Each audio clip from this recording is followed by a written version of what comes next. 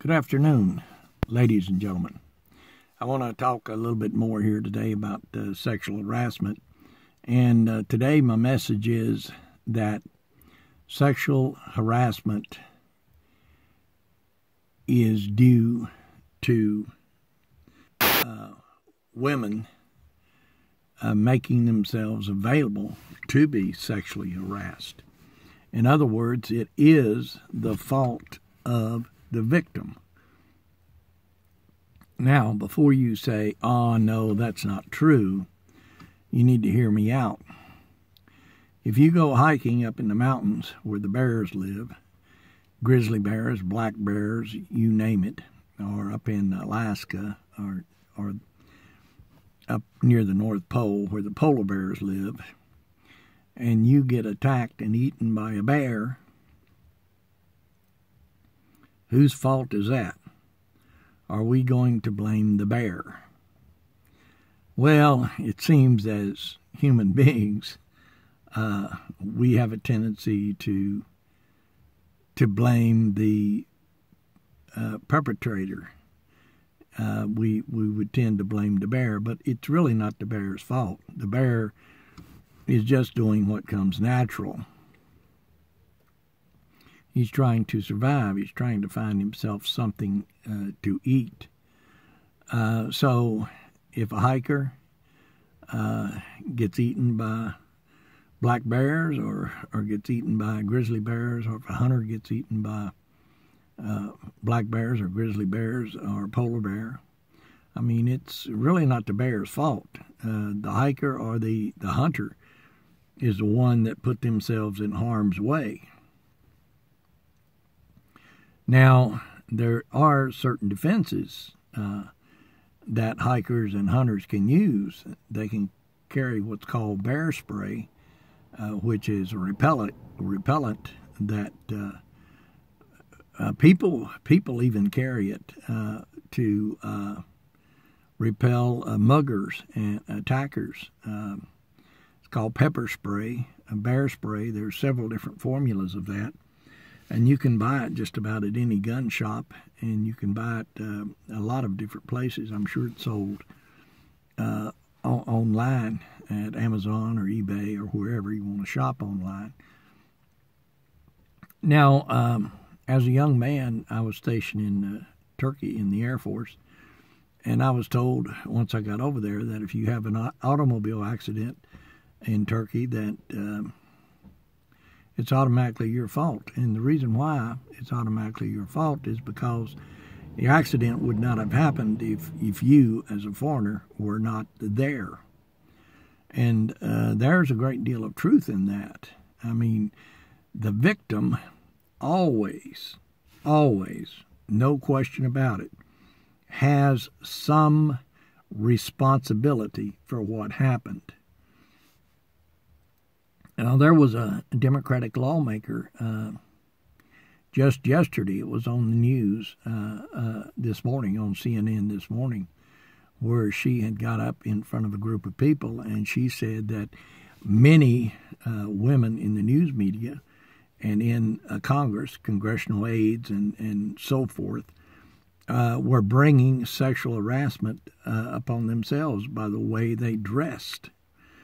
And that is definitely true. I mean, if you show a lot of cleavage and wear short skirts and you wear a lot of lipstick and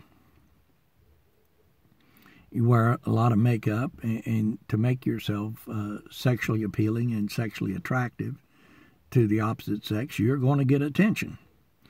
And the bottom line is this: if you dress like a whore, you're going to get some attention. And that's exactly true. The victim always bears some responsibility. And if you really want to get right down to it, the victim bears a lot of responsibility. Like I said before in one of my previous videos regarding sexual harassment, you don't hear about sexual harassment in Muslim countries. Or if you do, it's very, very rare that you hear about it in Muslim countries. The reason being is that the Muslim people have a very strict moral foundation in their religion, the religion of Islam. Women, they, as a matter of fact, most Muslim countries, many Muslim countries, I know Saudi Arabia in particular, and some of the other Muslim countries, I know Turkey used to, probably still does, and some of the other Muslim countries, I'm sure today also have. They have what's called the religious police, and it's actually written right into their constitution. They have a Department of Morality. And if a woman dresses inappropriately in a miniskirt, wearing makeup, and she doesn't adhere to the traditional Muslim dress, and in some countries that's more strict than in other countries, but there are dress requirements. And if she doesn't adhere to that, then she can be put in prison or flogged. And what happens is this is really,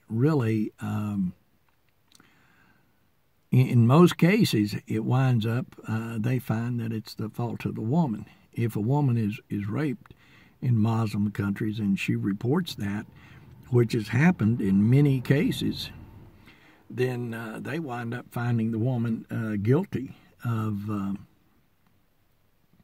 infidelity or promiscuity or something, because the way they look at it is a woman put herself in a position by dressing inappropriately or being in the wrong place at the wrong time to attract the attention of the male. So the woman bears one heck of a lot of the responsibility. We, in America, in Western civilization, we have let this thing get out of hand, and in the past, we've said, okay, it's not the fault of the victim, it's really, people need to have high standards and be moral and not commit crimes and not sexually harass people and so forth. But the bottom line is this, it's going to happen. If you go to the wrong place in the United States, regardless of whether you're a man or a woman, and you walk down some of these streets in some of these real bad neighborhoods where there's a lot of gangs and a lot of violence, if you get attacked and robbed and mugged or killed, whose fault is that? You put yourself in that position. You were the one that went there. You were the one that got out of your vehicle and started walking around in those neighborhoods. So you bear one heck of a lot of the responsibility. Women, likewise, bear one heck of a lot of the responsibility for the way they, for sexual harassment. The way they dress, their demeanor, the wearing of makeup, showing a lot of cleavage. It's really unbelievable that women think that they can walk around at night on the streets and in the parks and roadways with miniskirts on, showing a lot of cleavage, tight pants on, tight-fitting pants, and so forth, and be perfectly safe and not attract any unwanted attention. They are deceiving themselves. And we are deceiving ourselves when we say that the women don't bear some responsibility. They bear one heck of a lot of responsibility for sexual harassment, for the way they dress, and putting themselves in a situation where they can be sexually harassed. in the workplace, women can always associate with other women and have other women present when they go out to lunch. Don't be spending a lot of time by themselves in the workplace without other women present. There are ways to protect yourself and to keep sexual harassment or from being sexual harassed at a minimum. And a lot of these women bring it on themselves. There is absolutely no question about that. So, is the victim at fault? Absolutely. The victim always has some fault. Now, I'm not going to say that it's totally 100% the fault of the victim. However, there is always fault on both sides. If there's an automobile accident that occurs, there is generally some fault on both sides. If you run into the back of someone's vehicle, yes, it's your fault. You should have been watching what you were doing. But by the same token, they stopped in front of you. In some cases, they stopped in front of you, or they made a very sudden stop in front of you, and you couldn't brake in time, so you ran into the back of them. Also, perhaps they're coming out on a highway on a entrance ramp, and I know a lot of old people will do this. They'll come right up to the to the end of that entrance ramp, and they will stop, and they get rear-ended quite often because people who are trying to get on the main highway on that entrance ramp or the freeway, whatever it is, the interstate, whatever, they're looking off to their left. They're looking back, trying to see if they can find a way to weave into traffic. They're not looking forward and those old people will stop directly in front of you a lot of times on these entrance ramps, and they get rear-ended a lot. There's a lot of accidents on entrance ramps due to that. So they're the victim, and if they get rear-ended, yes, it's the person's fault who rear-ended them because they should have been watching what they were doing. But by the same token, the person that stopped on the entrance ramp to the freeway bears a certain amount of the responsibility also. So I'm going to go ahead and cut off this video right now, and we need to do something on this sexual harassment thing. Like I've said before, Muslim countries are laughing at us. The women pulling this sexual harassment claims, trying to get their 15 minutes of fame, they're really hurting the women's issues in Muslim countries, because the Muslim men and the lawmakers in those countries are saying, look, see what happens when you give the women the right to vote, or the women rights to drive, or whatever. So what I'm saying is, women in Western civilization, women in America, you need to grow up. You need to put your big girl panties on. You need to deal with it.